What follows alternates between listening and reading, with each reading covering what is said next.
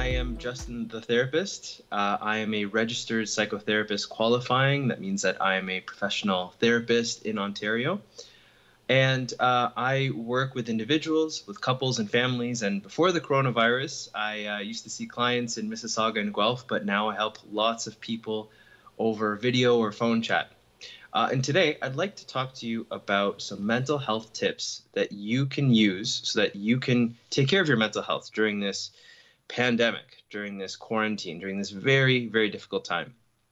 So let's begin. The first tip I have for you is probably the most important thing. If there's anything you're going to take home from this, it's this one, which is that if you notice that you're feeling down or you're feeling depressed or you're feeling really, really worried about yourself, about maybe your health, maybe about other people's health, if you're overall not feeling as great mental health wise as maybe you were before this pandemic, I want you to know that that is normal. That is okay. It makes sense to feel not okay. It is okay that you are not feeling okay. Allow yourself to also grieve because there's a lot of things that we're all losing. We're all losing the ability to meet in public, meet in person with loved ones. Maybe there was a concert you wanted to go to or a vacation you were planning on looking forward to, or maybe something much more serious happened. Maybe you are affected health-wise, or maybe you've lost someone to COVID-19. I want you to allow yourself to grieve.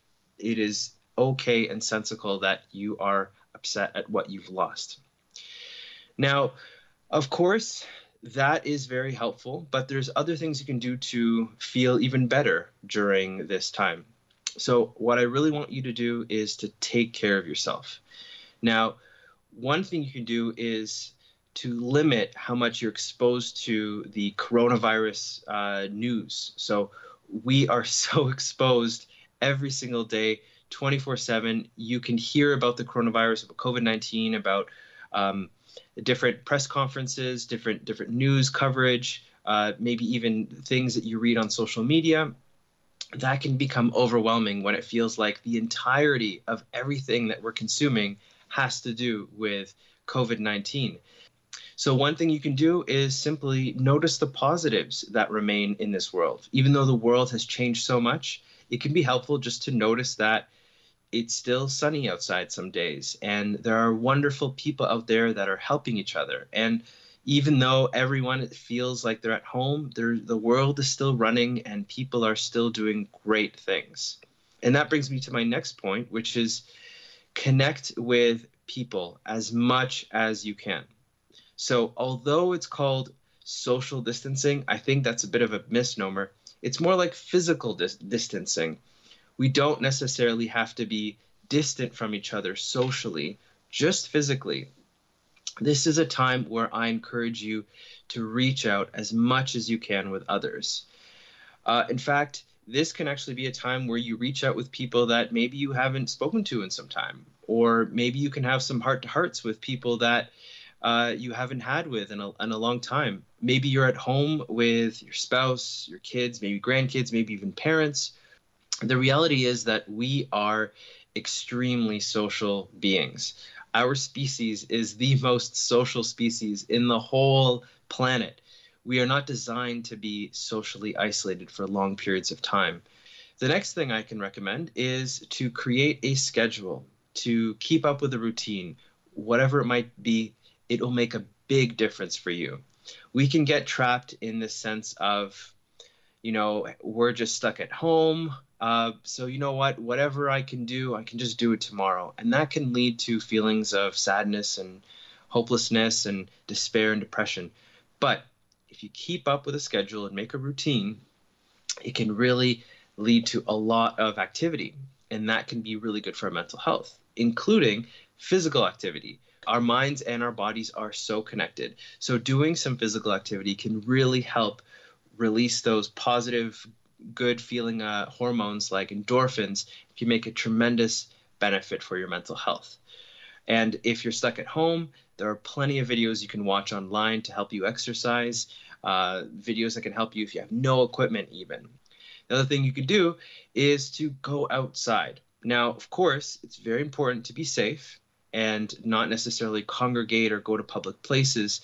But even just stepping outside of your home can make a big difference to just get some fresh air.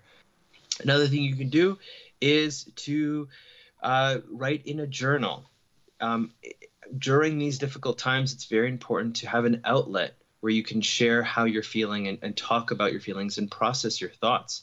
So if you can write in a journal, that can be helpful. Or if you don't like to write as much, you can use an audio recorder, perhaps on your smart device, or you can even video record yourself saying things, and that can be a helpful way to let out some of these thoughts. So the main big point that I want to share with you that you can be really helpful is I encourage you to go on a staycation. Now, even though we are stuck at home, a lot of us are, it doesn't have to be a negative experience. You can actually choose to do a lot of positive things that can make this quarantine much, much more enjoyable than it seems. So, this is how you do it. It's important to set some goals. I invite you to ask yourself, in the next months or weeks, or how long it'll take before this quarantine is lifted, ask yourself, what do I want to have accomplished by then? Maybe there are some things that you've always wanted to do or try that you didn't really have a lot of time for when people were able to go to work regularly. Maybe you want to learn a new language or learn a new instrument or take some time to really get into cooking and cook some very satisfying meals. Or maybe you want to do some gardening. If faith is important to you, maybe you wanted to spend more time praying or meditating or learning more about whatever it is you'd like to learn more about. This is an opportunity to do things that maybe you never felt like you had the time for. So I encourage you to do those. And of course, the last point is to have fun. Have a lot of fun. Have as much fun as you can, because fun is very good for your mental health. Whether that's playing board games, whether that's watching some TV that is light and entertaining, or play some video games. Apparently, the World Health Organization, one of the top officials, said that we should just play more video games. And video games can be a great way to keep your mind engaged and sharp and even connect with others. There are plenty of games that are lighthearted yet fun, where you can play online with others or play locally with people. There are some games that require you to use some movement too, so it can get some exercise. And it can be a great way to bond with people who are much younger than you or people that are much older than you. So those are my tips for today to help your mental health, to definitely first allow yourself to grieve and mourn and accept that it's okay to not be okay. Take care of yourself by limiting your exposure to coronavirus related stuff. Connect with others as much as possible. Notice the positives that are still in the world. Create a schedule, a routine, so that you can actually do some things, and have some goals of things that you would like to do throughout this quarantine, because it can actually be a very fruitful period in our lives. And of course, even if you follow all of these tips, it's possible that you're still really struggling with your mental health. That makes sense. I want you to know that there is help available. There are plenty of therapists out there that are available to provide therapy and support, including myself. I am a therapist that works with individuals with a whole plethora of mental health issues, as well as I work with couples and I provide couple therapy, and I work with families doing family therapy. So please feel free to reach out to me.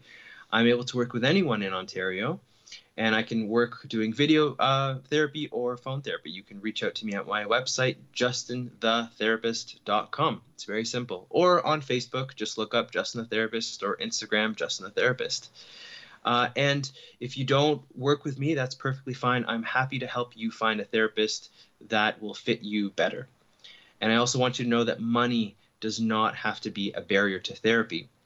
Anyone who wants therapy can get therapy regardless of their budget. There are plenty of therapists out there who, like me, are willing to do therapy at a reduced rate, sometimes even do pro bono work.